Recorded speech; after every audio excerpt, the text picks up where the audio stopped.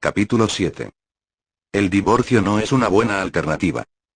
¿Recuerdas las angustiosas y desesperadas palabras de tu amiga en el capítulo 1? Si no, esto es lo que dijo. Se terminó. Hace años que no soy feliz en mi matrimonio. ¿Para qué conservarlo y ser infelices? Nada parece producir un cambio. Somos muy desdichados, así que al menos el divorcio nos dará un nuevo comienzo y la posibilidad de encontrar un alma gemela. Y los niños se recuperan con facilidad. Se pueden adaptar. Tan solo necesito crear un grupo de personas que me apoye en este momento.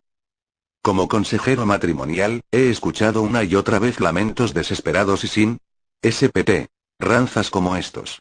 Quizá tú también hayas escuchado palabras similares o tal vez hayas tenido tú mismo pensamientos o sentimientos parecidos. Cuando llegas al límite de tus fuerzas, es cada vez más sencillo decir, ya fue suficiente o se terminó.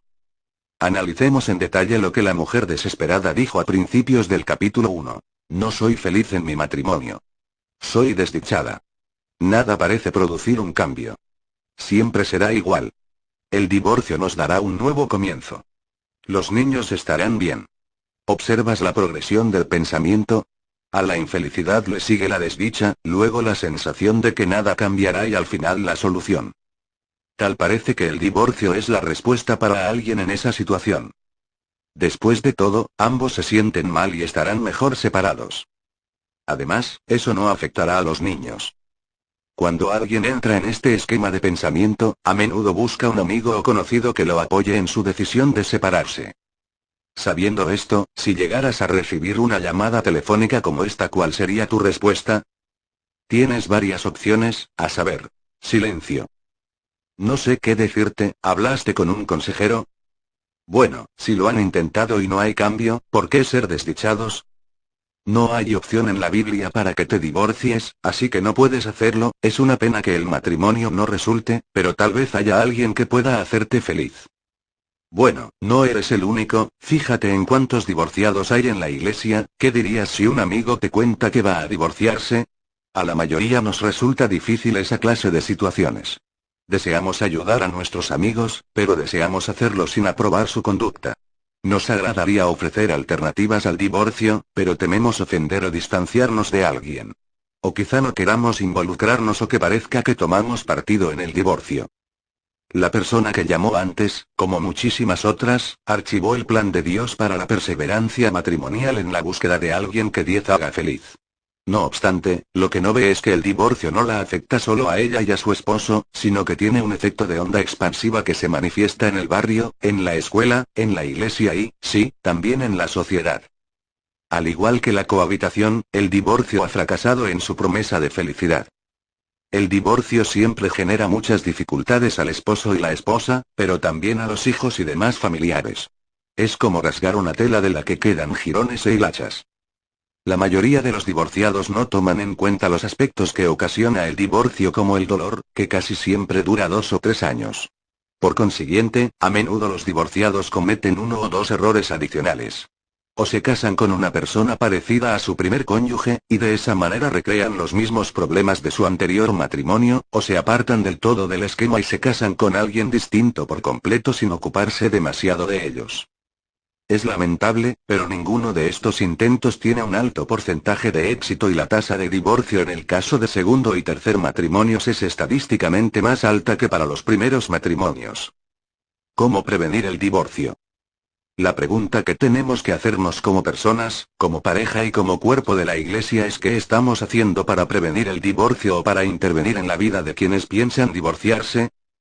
Es sencillo fijarse en el problema del divorcio, en sus causas y sus efectos, y luego decir de quienes están a punto de divorciarse.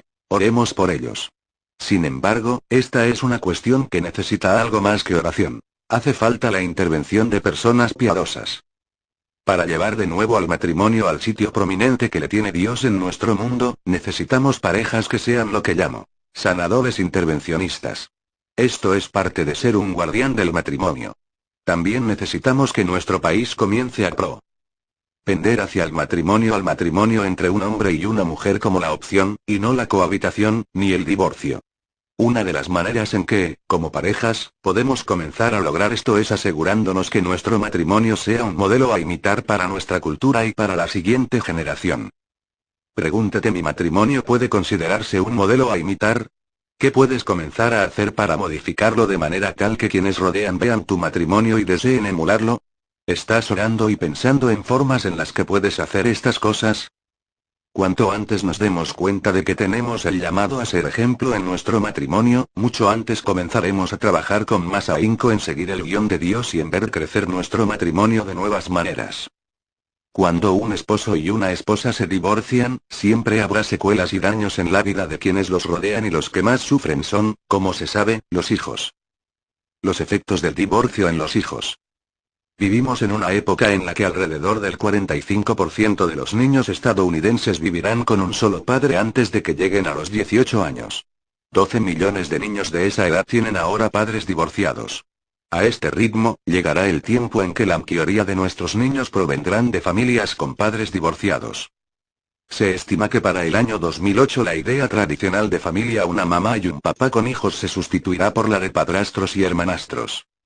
Los efectos del divorcio en los niños pueden ser devastadores, según lo señalan los autores del libro The Unexpected Legacy of Divorce. El divorcio es una experiencia que transforma la vida. Luego del divorcio, la infancia es diferente. La adolescencia es diferente. La adultez, junto con la decisión de casarse o no, de tener hijos o no, es también diferente. Desde el punto de vista de los hijos, y contrario a lo que sucede con los padres, el divorcio es una experiencia acumulativa. El impacto aumenta con el tiempo y alcanza el clímax en la adultez. Es allí donde afecta la personalidad, la capacidad para confiar, las expectativas acerca de las relaciones y la capacidad de adaptarse al cambio. La primera perturbación se produce con la ruptura. Los niños tienen miedo y están enojados, aterrorizados por la idea de que ambos padres los abandonen y se sienten responsables del divorcio. A la mayoría los toma por sorpresa. Pocos hallan alivio. A medida que la familia postdivorcio va tomando forma, su mundo se asemeja cada vez más a lo que más los atemoriza. El hogar es un lugar solitario. La casa se desorganiza por años. A muchos niños los obligan a mudarse, a cambiar de escuela, a dejar amigos queridos y otros apoyos. Según lo expresan los mismos hijos, la adolescencia comienza antes en los hogares con padres divorciados y, en comparación con los que se criaron en familias intactas, es más probable que las niñas se involucren en experiencias sexuales tempranas y se dé el abuso de alcohol y drogas tanto en hombres como en mujeres. La adolescencia es más prolongada en las familias con divorcio y se extiende hasta bien entrada la adultez. Sin embargo, durante la adultez es que los hijos de los divorciados sufren más. El impacto del divorcio los golpea con mayor crueldad cuando marchan en busca del amor, de la intimidad sexual y del compromiso. Resulta asombroso que muchos padres no crean que el divorcio daña a los hijos. Llegan a esa conclusión porque conocen a padres divorciados cuyos hijos son equilibrados y de éxito. Es cierto que a muchos hijos de padres divorciados les va bien en la escuela, en la vida, en el matrimonio y como padres. Son vencedores, como se nos llama a ser los creyentes. La presencia de Jesucristo en su vida y su compromiso con Él como Señor los ayudó a recobrarse de la pérdida que padecieron cuando se separaron sus padres.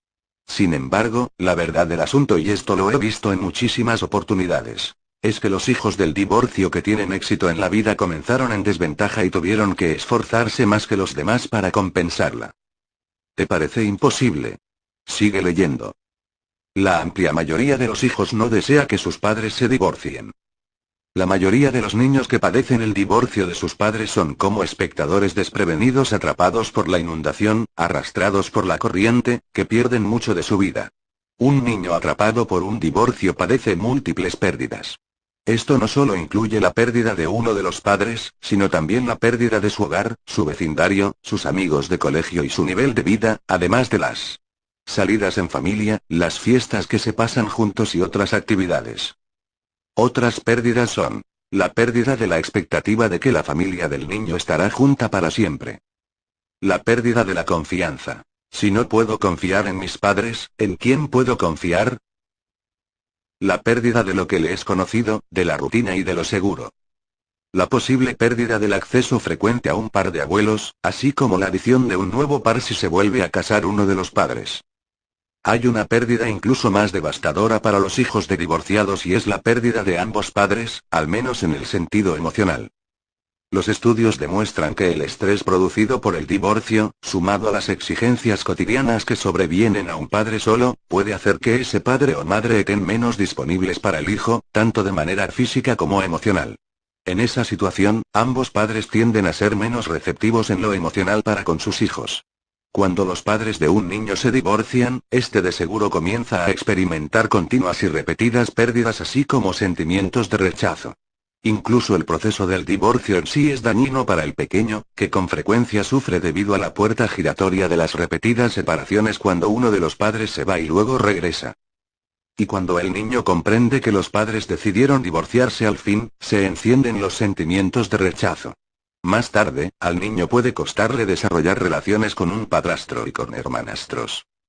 Cuando un niño pierde la estabilidad de un hogar con un papá y una mamá, también puede perder la esperanza en el futuro. La inseguridad se abre paso en la mente del niño y el pequeño puede descontrolarse mucho más que antes. La estabilidad de un hogar con ambos padres. Como puedes ver, es tonto creer que los niños son fuertes y con gran capacidad de recuperación y que el divorcio no los afectará. Los que se divorcian, es probable que busquen la felicidad, un nuevo comienzo y una nueva vida, pero al buscarla de esa manera, están causando un daño a sus hijos y condicionándolos al fracaso en la vida. Por supuesto, vivir en un hogar con dos padres casados según el plan de Dios para la familia, es con mucho la mejor opción para cualquier niño que está creciendo. Un niño criado en un hogar con un solo padre es más probable que disponga de menos dinero. Lo que hace que el promedio del estilo de vida del niño disminuya en alrededor de un tercio. Esto es cierto en particular cuando el padre, quien se comprometió a ocuparse de su familia a través de aportes mensuales, no efectúa esos pagos a tiempo o no los hace. Sin embargo, un niño pierde más que el sostén económico cuando ocurre un divorcio. El divorcio reduce la cantidad de tiempo que el niño pasa con cada padre. En contraste, en un hogar intacto con dos padres, existe el doble de horas disponibles para darle al niño. En promedio, los hijos de los divorciados padecen más enfermedades, tanto físicas como psicológicas. Parte de esto es como resultado de las luchas emocionales entre los padres, muchos de los cuales sufren de ansiedad y depresión durante el divorcio. Esta adversidad afecta su capacidad para ser padres, y dado que los niños tienden a tomar la estabilidad de parte de los padres, si no está disponible, el niño sufre. Otro factor relacionado con la salud del niño es que los padres divorciados suelen tener menos dinero y más dificultades para pagar un seguro de salud, lo que puede afectar la salud de sus hijos. Un estudio demostró que el divorcio hace que sea un 50% más probable que el niño tenga problemas de salud.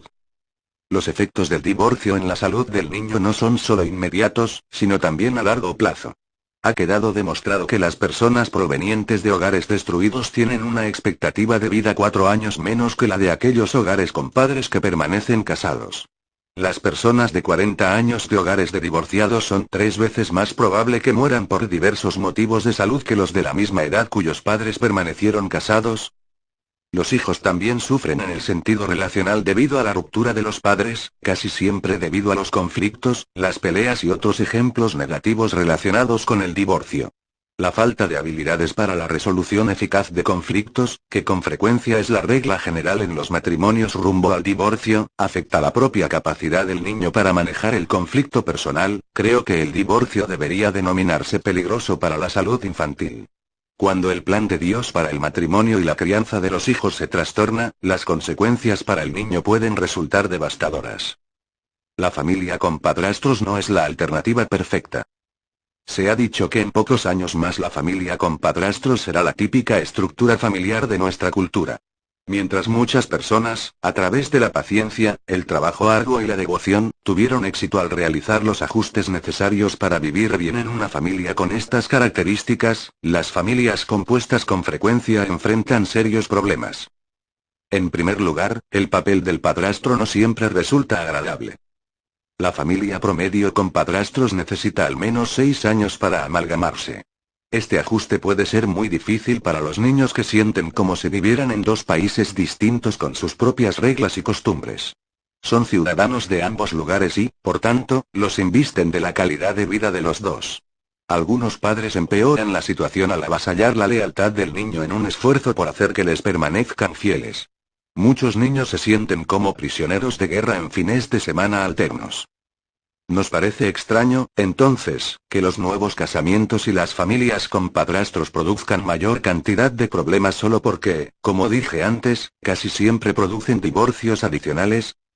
Un artículo de P. Hucholog Todoy subraya este punto. Las familias con padrastros son un campo minado de lealtades divididas, trampas emocionales y conflictos de dirección, tanto que conforman el tipo de familia más frágil de los Estados Unidos, disueltos en un grado incluso mayor que los primeros matrimonios. Lo que empeora las cosas es que el nuevo casamiento no contrarresta los efectos negativos del divorcio en los niños. Al contrario, hay indicadores de que algunos niños podrían sentirse mejor en una familia con un solo padre que en una familia con padrastros. He observado esto tanto en la consejería prematrimonial como matrimonial de las familias con padrastros. Ahora que hemos abordado el problema del divorcio, nos referiremos a algunas de las soluciones. Es aquí donde entra en juego nuestro papel como guardianes del matrimonio. Seamos parte de la solución. Cuando alguien comienza a pensar en el divorcio, la primera cosa que hace es buscar a otros que estén de acuerdo con él y lo apoyen en su decisión. Lo hacen porque procuran reforzar lo que piensan y sienten. Necesitamos parejas que crean en el matrimonio y que tengan matrimonios saludables para que se acerquen a los que piensan divorciarse y no estén de acuerdo con ellos en cuanto a la dirección que están tomando, sino que les provean de una alternativa positiva, llena de esperanza. Trabajar en su matrimonio. Volvamos al caso de tu amiga al principio de este capítulo. Esta es una manera de responder cuando te comenta que va a divorciarse. Es cierto que el divorcio es una opción, y ya que estás considerándolo, vayamos a un reconocimiento del terreno y asistamos a un taller de recuperación del divorcio para que podamos escuchar los relatos de algunas personas que están pasando por ese proceso ahora. La mayoría de las personas que no tuvieron que padecer un divorcio no tienen idea del dolor que este produce, ni de la cantidad de ajustes que es necesario hacer.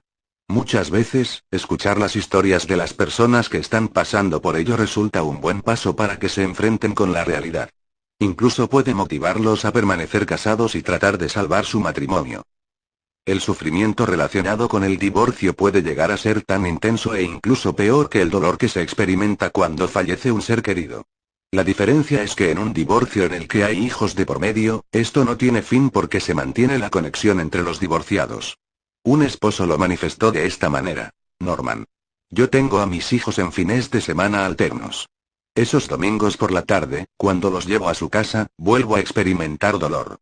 Ya han pasado 10 años. ¿Se irá alguna vez ese dolor y sentido de pérdida? La mayoría de las personas no tienen preparación para aconsejar a los que están al borde del divorcio.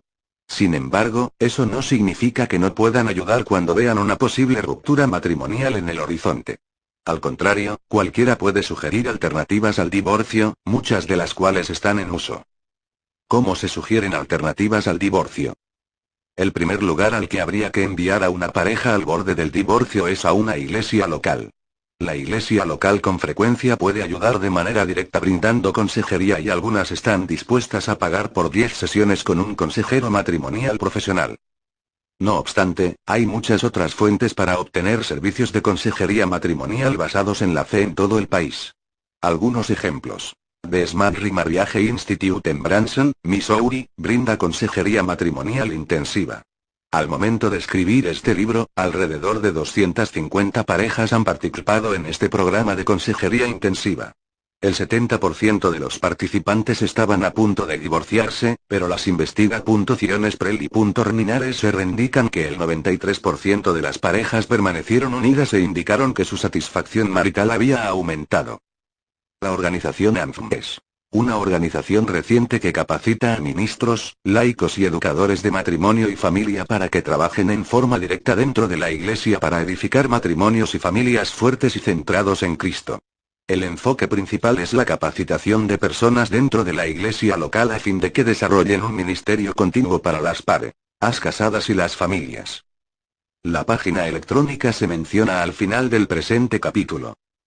Smart Marriages es una organización que reúne a 2.000 investigadores, psicólogos, terapeutas, pastores, obreros de las iglesias, capellanes y funcionarios de gobierno con el propósito de fortalecer a los matrimonios en todas las regiones del país. Resulta alentador que no solo la comunidad cristiana se preocupe por el matrimonio. Esto es tan solo el comienzo de esfuerzos nacionales por salvar y fortalecer a los matrimonios. Por ejemplo, muchas iglesias están trabajando para convertirse en guardianes del matrimonio fortaleciendo la preparación matrimonial. ¿Cómo salvar matrimonios antes de que comiencen? Durante demasiado tiempo, nuestra cultura consideró que el papel de la iglesia en el matrimonio era tan solo proveer de un sitio para la celebración de la boda. Sin embargo, Dios ahora llama a su iglesia no solo a celebrar bodas, sino también a alimentar a los matrimonios. Diversas comunidades han establecido un plan de acción matrimonial para la comunidad en el que las iglesias concordaron en exigir una preparación prematrimonial para toda pareja que quiera casarse. Sin consejería no hay boda y no se hacen excepciones. Este método incluye también un programa continuo de consejeros durante varios años luego de la boda. Este plan de acción matrimonial está produciendo un gran impacto en las tasas de divorcio en muchos de los lugares en los que se ha implementado. A continuación presentamos un ejemplo de una iglesia que promueve un pacto matrimonial. Una iglesia hace que cada pareja que desea contraer matrimonio se pare frente a la congregación. Se solicita a los presentes que sostengan a la pareja en oración y que estén dispuestos a aconsejarlos. Se solicita a la pareja que firme un pacto en el que se comprometen a tomar un curso prematrimonial desde ese momento hasta el día de la boda, ya sea que ésta se produzca en 2 meses o en un año. Además, aceptan abstenerse de mantener relaciones sexuales hasta la noche de boda. He aquí otro formato, un poco más formal. El siguiente proceso está diseñado para facilitar esta preparación para las parejas que se casen en la iglesia presbiteriana de la comunidad. Los requisitos son mínimos. Aceptamos reunirnos con el ministro para una introducción al proceso de preparación matrimonial. Aceptamos asistir a entre 6 y 8 sesiones con un terapeuta profesional cristiano, que consiste en consejería sobre historia familiar, perfil de relación, perfil de personalidad y una segunda etapa de sesiones durante el primer año de matrimonio. Aceptamos reunirnos con una pareja consejera y completar un cuaderno de ejercicios prácticos de preparación matrimonial.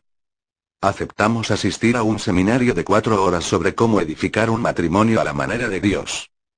Si lo recomienda el pastor o el consejero, aceptamos participar en programas especiales a fin de obtener sanidad del pasado en casos de divorcio, adicciones, etc.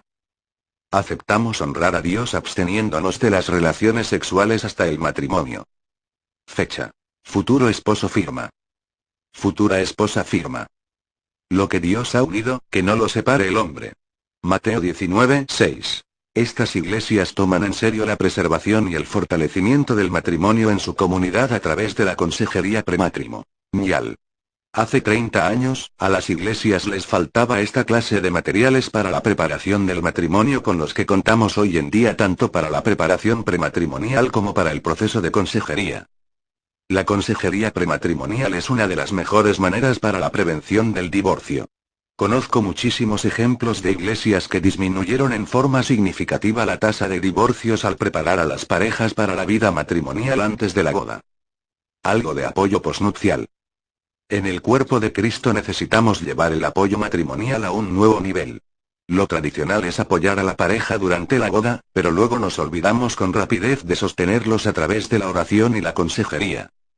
Con frecuencia me he preguntado qué pasaría si ministráramos a los matrimonios al comienzo de su vida marital de la misma manera que ministramos a alguien desconsolado por la pérdida de un ser querido. Muchas personas anotan en el almanaque el nombre del familiar angustiado para recordar que deben llamarlo o enviarle una carta de consuelo y apoyo. Creo que algo parecido podría hacerse con los recién casados. A los que participen en un programa como ese a través de su iglesia local se les solicitará que se comprometan a escribir una carta de aliento matrimonial en determinado mes durante los primeros 5 años de casados. Esta podría ser otra manera en que se manifestaría un guardián del matrimonio. Todo matrimonio necesita el apoyo de una comunidad de creyentes. Cuando una pareja se casa, toda la comunidad se regocija. Pero cuando se divorcia, toda la comunidad sufre. Por ese motivo, la comunidad necesita ocuparse de seguir apoyando a la pareja de recién casados luego de la boda. William Doherty sugiere un modelo para esta clase de apoyo. Si estamos dispuestos a ser pilares que ayuden a sostener el matrimonio, a veces el apoyo que ofreceremos o que recibamos no va a ser del tipo que haga sentirse bien. En ocasiones llegará en el formato de terca negativa a rendirse en el matrimonio de alguien. Un grupo de 12 parejas amigas que se visitaban y que se fueron conociendo cada vez más mediante charlas explícitas acerca de sus matrimonios, debió enfrentarse a la posibilidad de divorcio de una de ellas.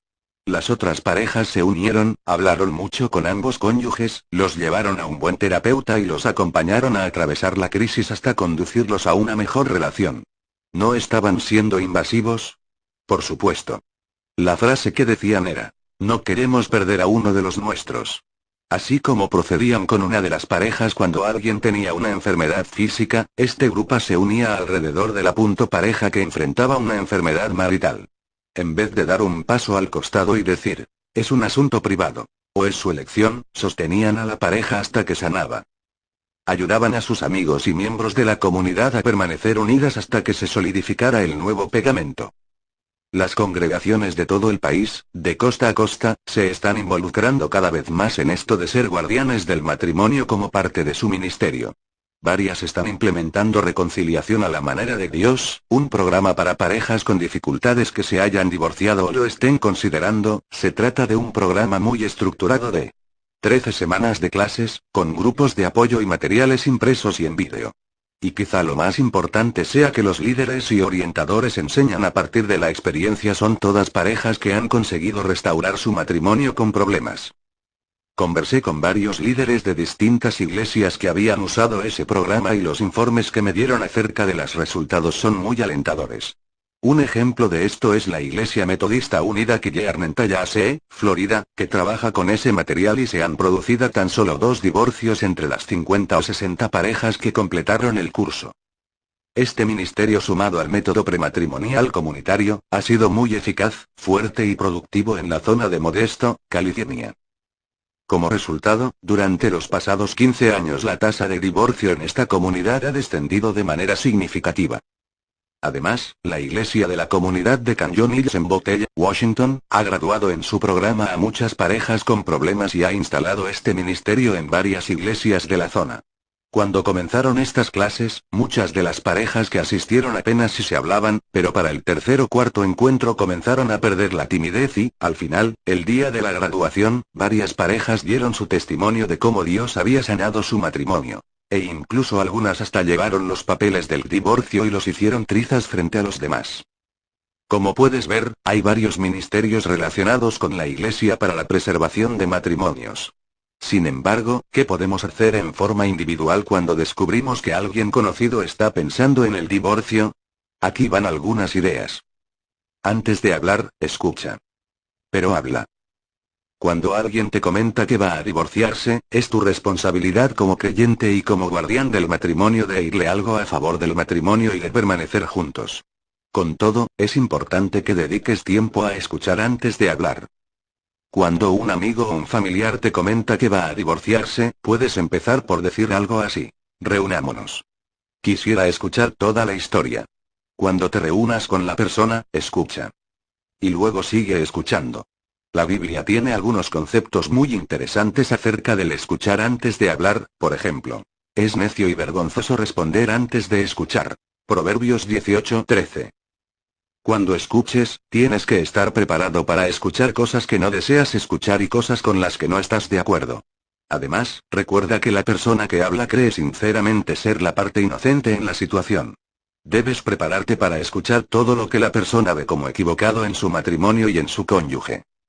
Al final, después de escuchar lo que la persona tiene que decir, vas a tener que ofrecerle lo que tienes que decir acerca de sus planes de divorcio. Hay algunas preguntas o frases sencillas que puedes usar para apartar su pensamiento del divorcio.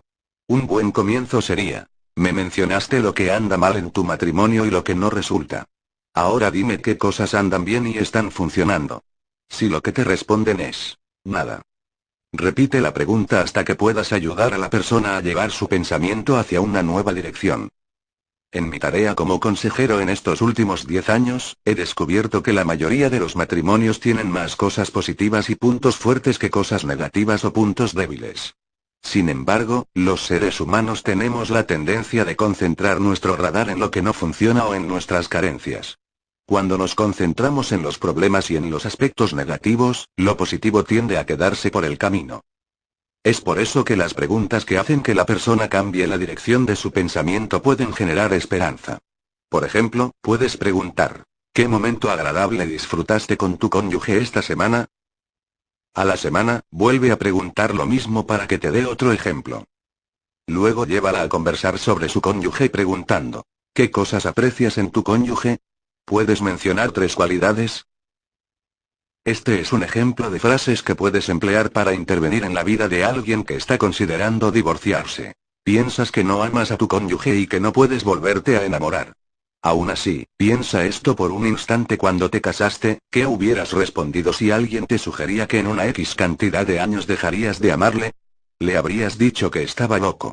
No le habrías creído, ¿verdad? Los sentimientos positivos que tenías para con tu cónyuge en ese entonces habrían evitado que contemplaras siquiera esa idea, ¿no es cierto? Pues bien, lo mismo sucede a la inversa. Los pensamientos negativos se interponen para que no pienses en la posibilidad de recobrar tu amor por tu cónyuge. Pero todavía es posible. He aquí otro ejemplo. Aprecio muchísimo tu disposición para contarme lo que te sucede. Permíteme hacerte una pregunta: si hubiera alguna posibilidad de restauración aunque se necesite un milagro, ¿la aceptarías? Si tu matrimonio cambiara y se pudiera restablecer el amor que una vez sentías por tu cónyuge, si pudieras comenzar a hallar lo que deseas en el matrimonio y pudieras evitar la devastación financiera y emocional que el divorcio produciría en ti y en tus hijos, ¿lo intentarías? Tendría que ser una persona muy herida y con el corazón endurecido como para, al menos, no querer considerar esa idea. En ese caso, sería sabio sugerirle a la persona que antes de proseguir con el divorcio, deje pasar un tiempo para que se enfríen los ánimos. Incluso sería sabio sugerir consejería intensiva por parte de un profesional y tal vez leer e invertir en algún material específico para ayudar a que las personas restauren su matrimonio. Véanse lecturas y recursos recomendados al final de este capítulo. ¿Con qué frecuencia una pareja desesperada que está lista para divorciarse escucha palabras como estas? A veces, estas palabras caerán en saco roto, pero otras, las parejas que las escuchen les prestarán atención e intentarán hacer 10 que se les sugirió. Como sea, jamás deberíamos cejar en nuestra defensa del matrimonio. Deberíamos estar dispuestos a hablar, aun cuando 10 que digamos haga sentir incómodos a los demás. El plan y el propósito de Dios son que el matrimonio no solo perdure, sino que también le traiga honor y gloria a Él. Vale la pena salvar los matrimonios. Y eso te incluye. Para tu consideración. 1. ¿Qué estás haciendo para proteger tu matrimonio? 2. Si tus padres se divorciaron, ¿qué impacto te produjo y qué harás para contrarrestar los efectos? 3. ¿Qué hacen en tu iglesia para alentar de manera activa el matrimonio y para desalentar el divorcio? 4. ¿Qué le dirías a la siguiente persona que te enteres que está pensando en divorciarse?